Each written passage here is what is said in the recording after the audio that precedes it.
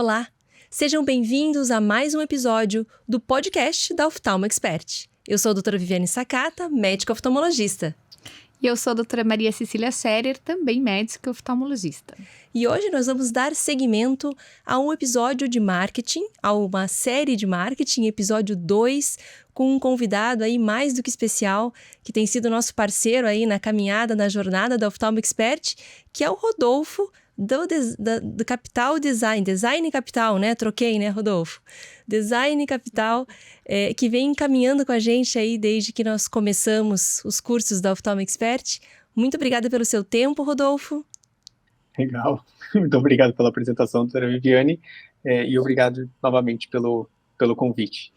Então, nós estamos retomando hoje, né, Rodolfo, o episódio 1, que nós começamos aí com marketing médico, qual a importância, como é que a gente deve lidar com ele, como fazer o marketing médico. E aí foi tanto assunto para um episódio só que nós resolvemos convidar você novamente aí para fazer o episódio 2 e ensinar para a gente como fazer isso dar certo, né? Qual que é a estratégia, mais especificamente agora, sobre a rede social, sobre Instagram, como é que a gente pode fazer isso funcionar, que é uma das principais ferramentas hoje, né, Rodolfo, do médico. Exatamente, isso mesmo. Na primeira, a gente acabou focando bastante no Google, né, e como ser encontrado pelas pessoas que estão interessadas no seu serviço. E hoje, para falar do Instagram, ele acaba sendo um pouco mais complexo, porque envolve relacionamento, envolve interação, envolve interesse no seu conteúdo, envolve a parte da arte ou do vídeo, tom de voz, fala, resposta ali, né, o monitoramento, envolve tráfego de você segmentar quem você quer impactar. Então, são algumas engrenagens que a gente acabou identificando na rede social e tentou organizar, né, de uma forma que fique mais didática para explicar os principais pontos que você precisa entender, né, da ferramenta para utilizá-la da melhor forma. Legal, legal. Eu tenho para mim, Rodolfo, que o Google é muito mais final de funil, né? Vamos traduzir aí para quem está nos ouvindo, ele já pega diretamente aquele que sabe que precisa de um médico oftalmologista, quando ele digita lá, quero um médico oftalmologista em Curitiba.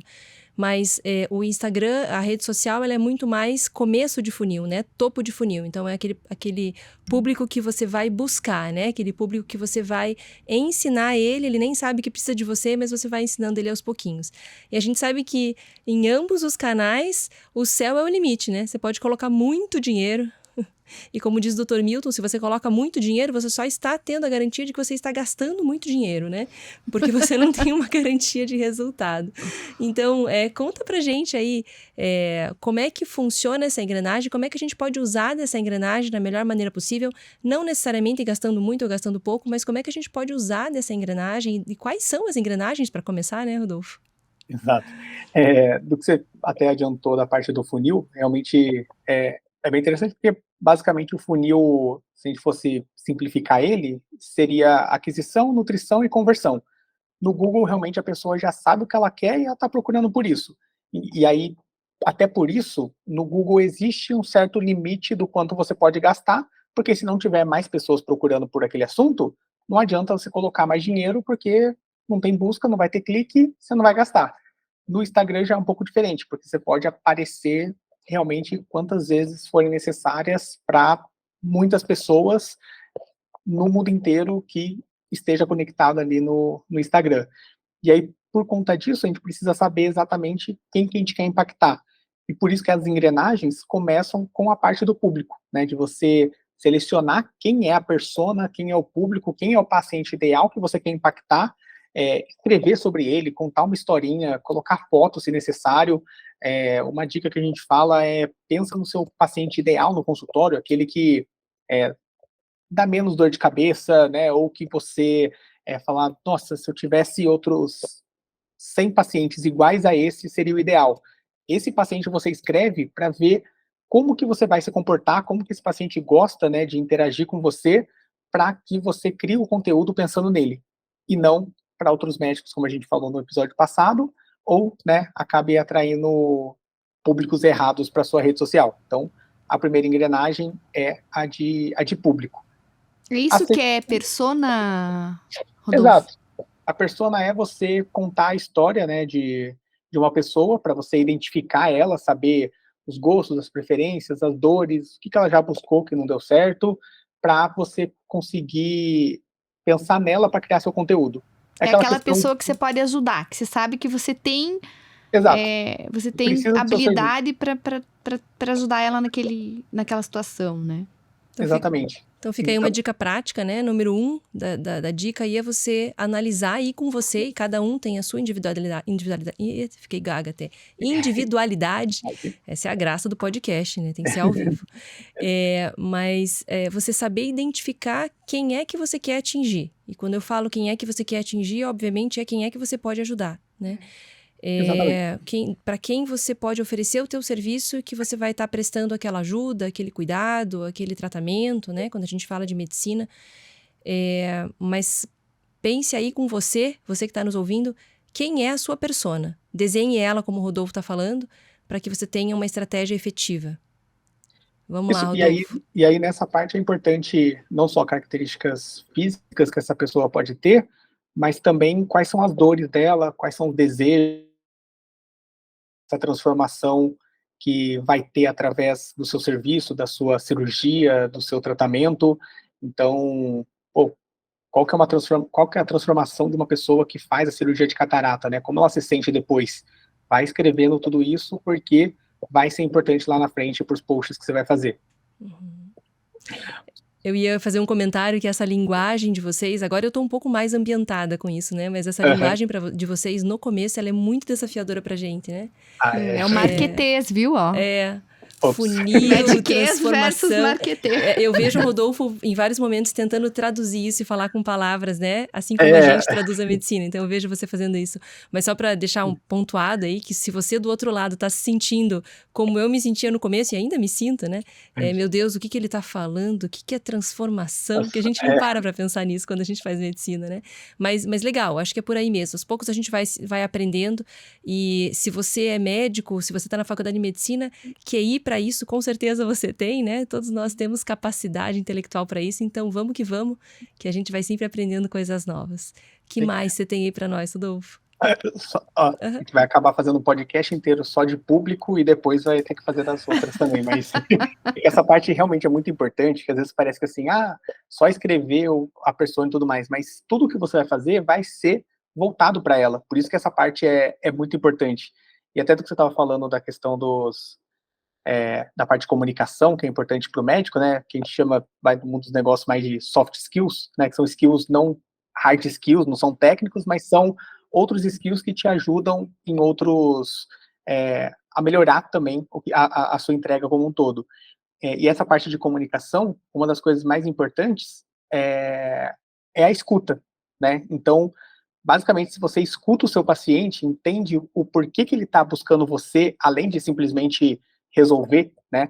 Então, por uma pessoa que está querendo fazer a cirurgia refrativa, que não quer usar óculos, qual que será que é a dor que essa paciente está passando? Por que será que ela foi tiravam sarro dela no colégio? Será que ela se vê melhor? A gente trabalha a autoestima dela quando ela faz a cirurgia refrativa, ou ela quer enxergar melhor para poder, sei lá, viajar sem precisar ficar usando óculos, enfim. Então, esses pontos são muito importantes para você estar elaborando, né, para estar construindo um conteúdo em cima disso, porque no final das contas, o conteúdo que você vai produzir lá na frente não vai ser tanto técnico. Você não precisa explicar para essa pessoa como funciona a cirurgia refrativa, mas você precisa mostrar para ela qual que é a transformação que ela vai ter depois da cirurgia refrativa, né? Você vai ter que mostrar que entende a dor dela melhor do que talvez um outro médico entenderia. Então, mostrar esses pontos na rede social é o que vai se diferenciar, né, dos outros médicos. Bem legal. Sabe o que você está falando, Rodolfo? Uma coisa que realmente nós médicos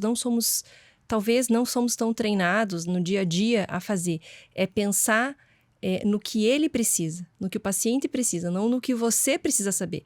Obviamente você tem que ter o hard skill, você tem que ser bom tecnicamente. A gente não está falando aqui para ninguém que é ruim tecnicamente, não. A técnica, você ser bom tecnicamente é essencial. Ninguém vai triunfar se não for bom, se não for um oftalmologista tecnicamente muito bom. Não é fácil. Só estou dizendo que é importante. Mas soft skills, e isso tudo que a gente está falando de comunicação tem a ver com isso. Mas quando você faz o marketing, você desenha a persona, saber fazer a técnica da cirurgia refrativa é uma função sua. Ele não precisa saber disso. O que é que ele precisa saber, né? Eu acho que a gente tá falando exatamente disso. O que é que a persona que tá do outro lado quer saber? Qual é a necessidade dele, não a sua. Exato. Muito joia, muito joia.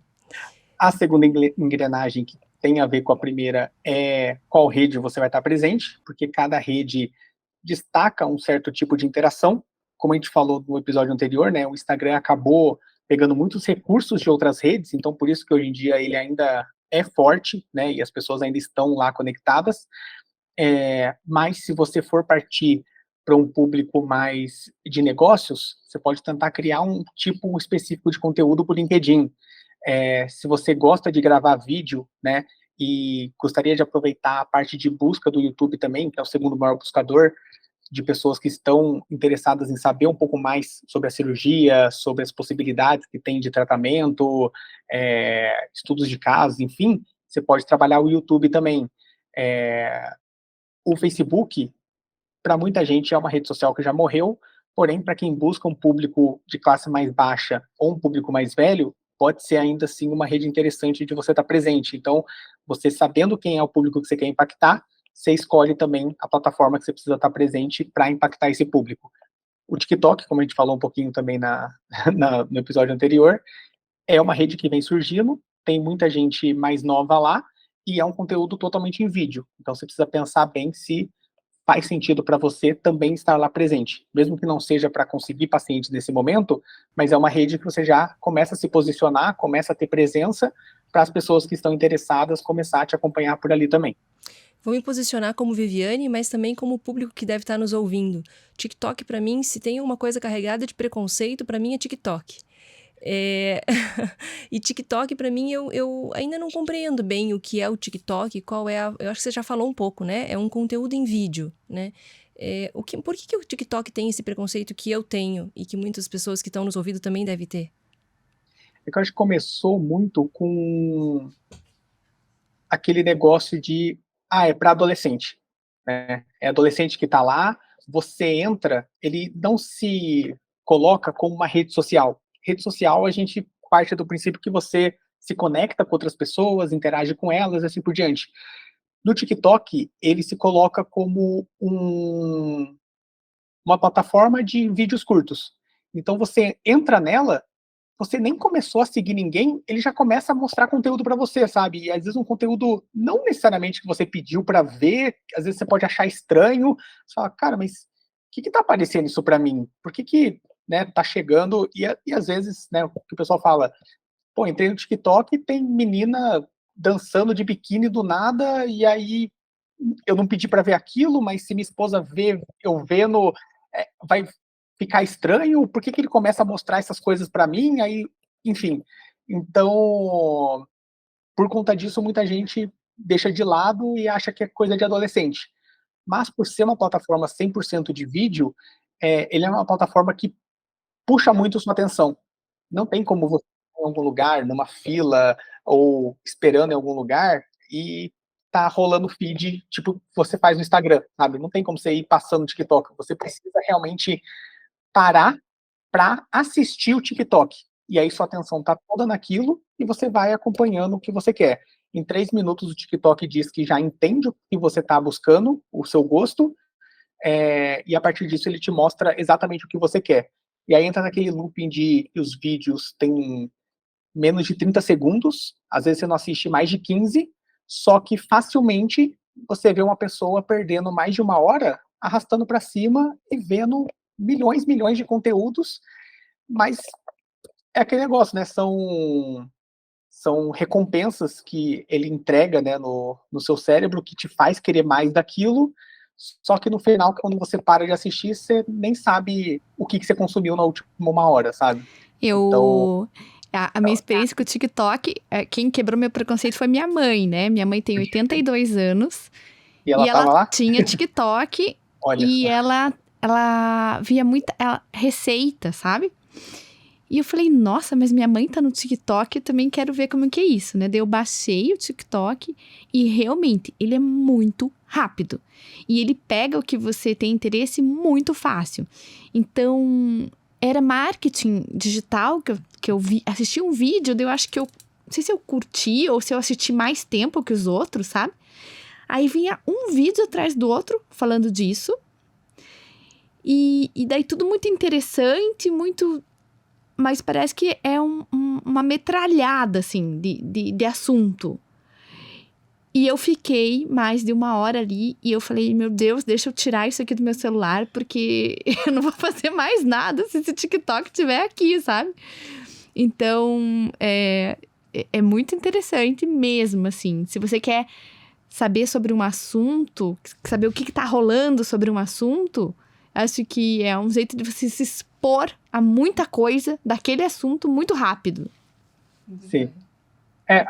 Muitas trends agora, né, que chegam no Instagram, saem do TikTok, né? O que bomba no TikTok, o pessoal vai e traz no Instagram, às vezes 2 semanas depois, sabe? Então, você acompanhando ali no TikTok, você vê tudo que tá em alta, tudo que os adolescentes estão falando, né? O que tá fomentando e o que vai, às vezes, sair da bolha, né? Ou estourar 1, 2 semanas depois no Instagram.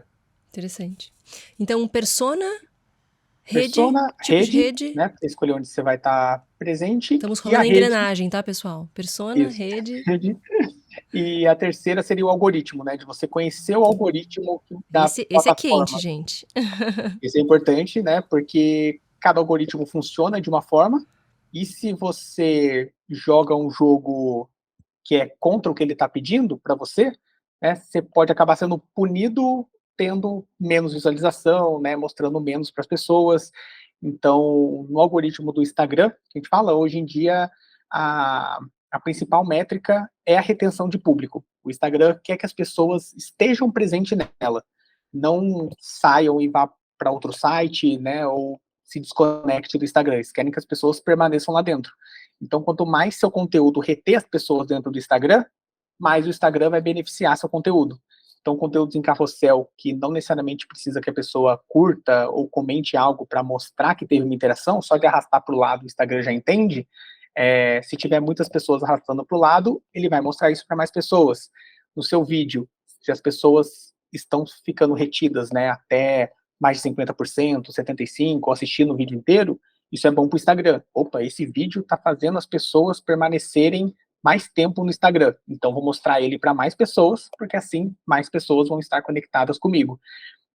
Então, hoje em dia, né, a principal métrica é essa, e faz com que as pessoas estejam mais tempo lá conectadas. O que faz também o algoritmo se mover é o conteúdo que você vai criar para aquela plataforma. O conteúdo, por exemplo, do TikTok é totalmente diferente do que do YouTube.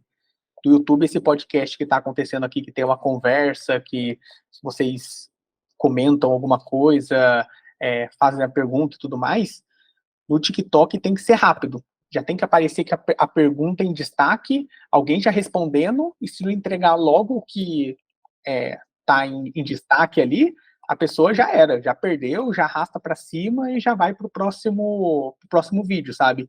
Então, entender os tipos de conteúdo, como o algoritmo daquelas redes funcionam, faz toda a diferença para o que você vai estar produzindo para elas. Muito joia. O risco do TikTok, então, é ser superficial, né? Sim, exatamente. Sim. Mas acaba entregando, né? É um objetivo, né? Eu tô fazendo uma analogia só porque hoje a gente vive num mundo de muita informação, né?